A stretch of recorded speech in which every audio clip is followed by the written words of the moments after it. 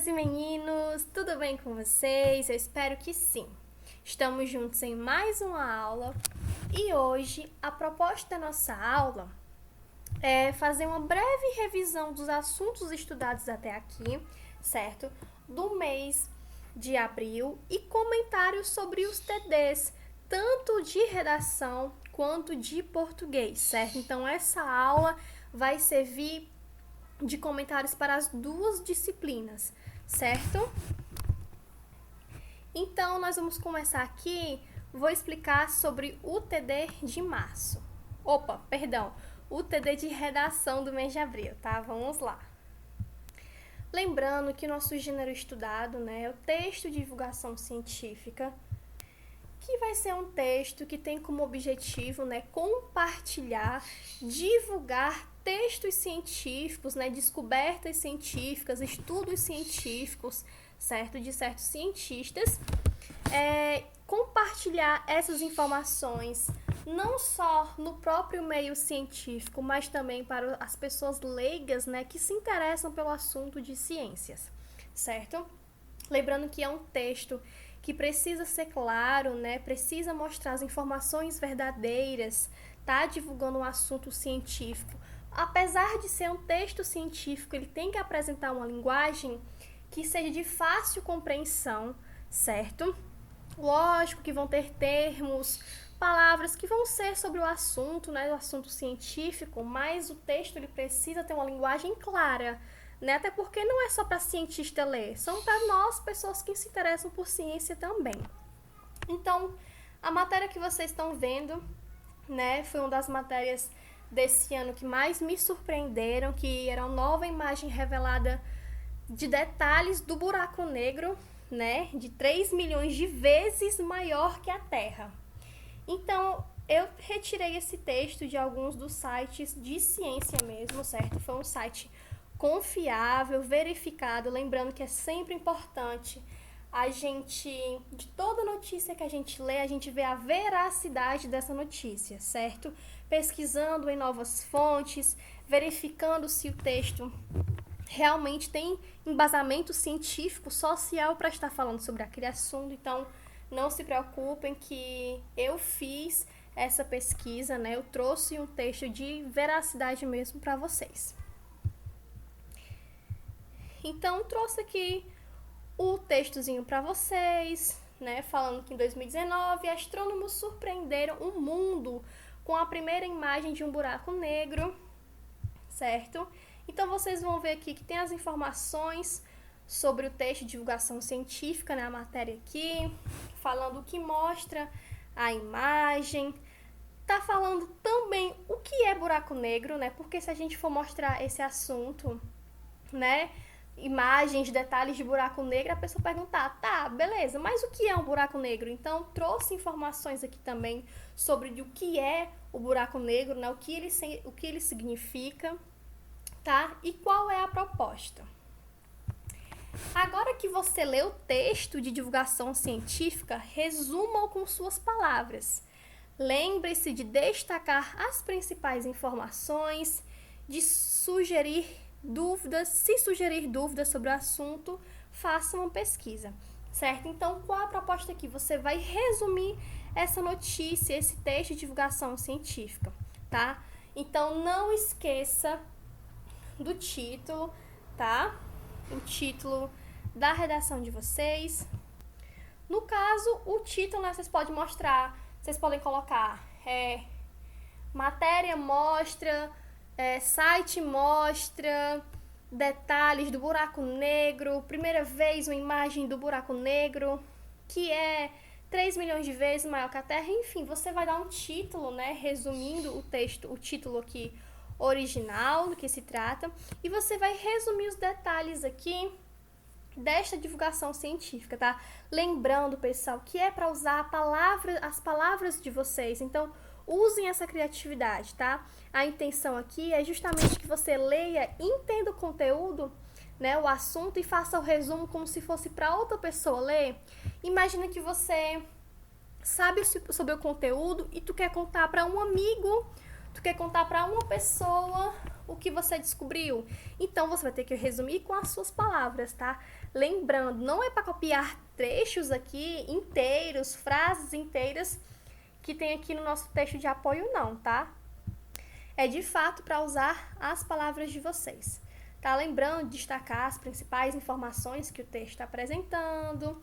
Lembrando também, pessoal, que um bom texto, né, uma boa proposta de redação, ela tem que ter no mínimo 3 parágrafos, tá? Um com introdução, onde você vai mostrar sobre o que você vai falar. O terceiro parágrafo, que é o desenvolvimento, que é onde você vai de fato falar sobre o seu texto, desenrolar ele, o assunto, certo? E o terceiro e último parágrafo, que é a conclusão, que é como você vai terminar o seu texto, você vai finalizá-lo, certo? Atenção, pessoal, aos distanciamentos do parágrafo, respeitem as pontuações, o uso da vírgula, dos pontos finais, certo? Cuidado com rasuras no seu texto, quando você erra uma palavra no seu texto, você risca, você faz um risco mesmo, né? Rasura a sua prova, isso perde ponto. É por isso que vocês têm a folha de rascunho e a folha oficial, que é só para passar limpo o texto, tá? Caneta azul ou preta. Não venha com redação escrita com lápis ou caneta colorida, tá? Texto com caneta azul ou preta. E também deixar claro que cuidado com a caligrafia de vocês, cuidado com as letras, tá, pessoal? Porque isso dificulta o trabalho da professora na hora de corrigir um texto. Se eu estiver lendo um texto e eu não entender de jeito nenhum a palavra, vai perder o sentido do texto de vocês, né? Vai ser difícil de corrigir. Então, atenção a isso, certo?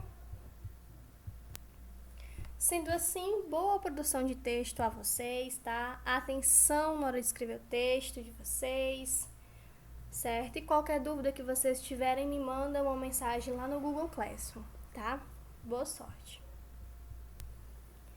Agora vamos fazer comentários sobre o TD de português, tá? Lembrando que tudo que está presente aqui no TD de vocês, nós já vimos em aula, tá? Não venha dizer que não sabe algum assunto, porque não viu, porque eu dei toda a matéria, então tudo que está aqui está presente nas aulas. Então, se você participou das aulas ao vivo, ou pelo menos assistiu às aulas gravadas, né? Tanto as dos dias da semana quanto a aula gravada da aula ao vivo, fez atividade, entregou, participou da correção, dos comentários da atividade, você faz esse TD aqui tranquilamente, certo? Então, vamos lá. Na primeira questão, trouxe aqui para vocês um poema de um autor que eu particularmente amo, que é Fernando Pessoa, tá? O texto Autopsicografia. Vocês estão vendo aqui o texto, vão ler o poema, estão vendo que tem uma palavra em destaque e a questão está falando o seguinte: a palavra em destaque pode ser substituída sem prejuízo no seu sentido por A. De mentira, profundamente, às vezes ou verdadeiramente. Então, no caso, qual dessas palavras aqui, ela pode atuar como uma palavra sinônima da palavra deveras, certo? Então, vejam qual dessas palavras aqui, ela pode substituir como um sinônimo a palavra aqui em destaque, certo? A segunda questão é um trecho de poema também do autor Fernando Pessoa, certo? E da questão ela está falando o seguinte: agora retire do texto exemplos de artigos e classifique-os. Se você ainda tem dúvidas sobre o conteúdo de artigos, volte às nossas antigas aulas, certo? Nossas aulas passadas, onde eu falei sobre artigo, certo? Artigo definido, o, a, os e as, e artigo indefinido, uma, uns, umas. Se você identificou algum aqui, você vai destacar, vai colocar uns, artigo definido, vai colocar os outros, artigo indefinido, certo? Molezinha, mamão com açúcar, fácil. A terceira questão aqui, né, para analisar os dados a seguir. Primeiro, O artigo, definido ou indefinido, ele exerce na oração a função sintática de adjunto adnominal. Essa opção está correta? A gente falou sobre isso. O segundo item, o numeral tem mais de uma função sintática. Para saber qual é ela, precisamos observar se na oração seu papel é de adjetivo ou substantivo. No primeiro caso, o numeral assume a função sintática de adjunto adnominal. No segundo caso, ele desempenha uma função sintática própria do substantivo, ou seja, de núcleo de um sujeito, de um objeto direto, de um objeto indireto, etc. 3. O numeral pode referir-se a um substantivo ou substituí-lo no primeiro caso. É numeral adjetivo e no segundo, numeral substantivo. Quarto aqui. Os numerais classificam-se em cardinais, que indicam série, ordem, posição. Ordinais, que designam a quantidade de seres. Multiplicativos, que expressam aumento proporcional a um múltiplo da unidade. Fracionários, que denotam diminuição proporcional a divisões da unidade. Estão corretas as afirmações feitas em apenas o segundo, o terceiro e o quarto item que está correto?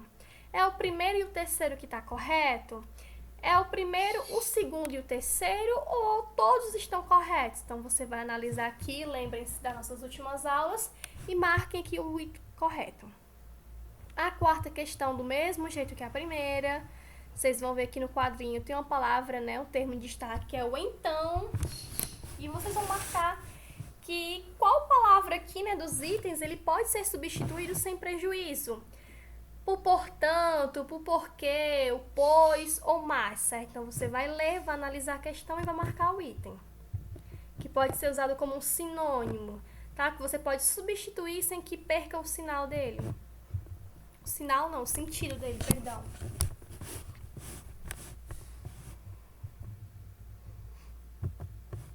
A quinta questão falar sobre hiato, tá? Que foi das nossas últimas aulas, então é uma matéria fresquinha. Lembrem-se do que é o hiato, tá? Volta nas nossas aulas.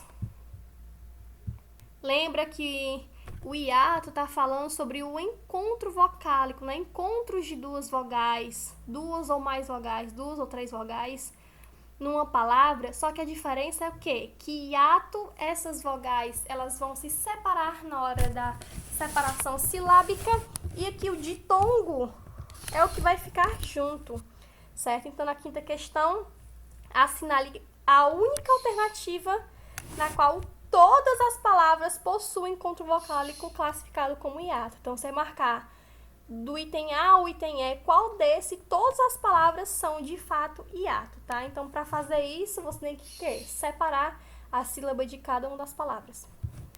A sexta questãozinha aqui, questão aberta, para vocês dividirem as palavras em dois grupos. Grupo de palavras que são ditongos e palavras que são hiatos. Acabei de explicar a diferença de ditongo para hiato, tá? Então, a dica é separar todas essas palavras que tá aqui e vai marcar esse lado aqui para o que são ditongo e o outro lado para que é hiato, ou vice-versa, tá? Hiatos e ditongos. A sétima questão, faça como no modelo. Dores no estômago, dores estomacais, tá? Sobre adjetivos. Instinto de irmão, instinto, certo? Campo da audição, olhar de gato. Faixa de idade é o que? A faixa, certo? Então, tem a atividade no livro de vocês sobre isso aqui, tá? Então, se você fez, você não vai ter dúvida na hora de responder. A oitava questão, eu coloquei um trecho de uma música, do músico Caetano Veloso. E nessa questão, através desse texto aqui, você vai retirar exemplos de pronomes e classificar. Lembrem-se o que são pronomes, tá? Pronomes de tratamento, pronomes pessoais, pronomes demonstrativos, certo? Então, vocês vão localizar em cada palavra e vai dizer, essa palavra é um pronome, é um exemplo de palavra? Sim. Exemplo, você é um pronome tal, certo? E cada um você vai fazer. Vai identificar as palavras e vai classificar.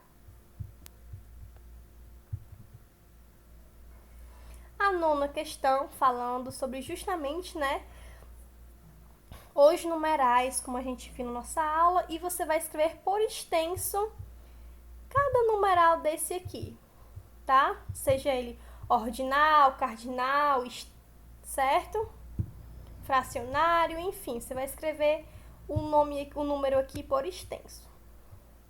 E a 10ª e última questão, você vai circular a palavra correta de cada item, certo? Percebam a grafia de como está escrito uma palavra versus a outra e você vai circular a palavra correta em cada item. Exemplo, no item A forma correta é bandeja ou bandeja. Aí a que você achar que é correta, você vai circular, tá? Vai fazer isso em todos os itens. Beleza? Vai circular uma palavra de cada item, tá? Então, meninos, qualquer dúvida que vocês tiverem, me mandem uma mensagem lá pelo Google Classroom, tá? Que eu estarei respondendo vocês. Atenção na hora de responder os TDs, tá? Lembrando, caneta azul preta. Escreva uma letra legível. Atenção à acentuação das palavras, ao uso de ponto final, de vírgula, certo? No mais, nós vamos ficando por aqui. Fiquem bem, se cuidem. Até a nossa próxima aula. Tchau, tchau!